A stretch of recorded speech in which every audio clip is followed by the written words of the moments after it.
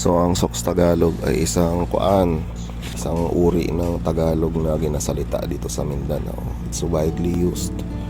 It's a Creole of different languages sa Mindanao, but it is based talaga siya sa Tagalog na may halong Bisaya, Hiligaynon, a little bit of Ilocano and Maguindanaon. So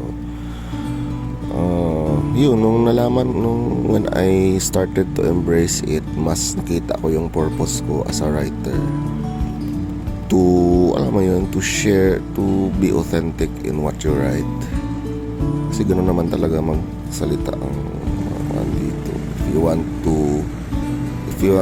you want to know the culture, you want to know the language first. Yun siya.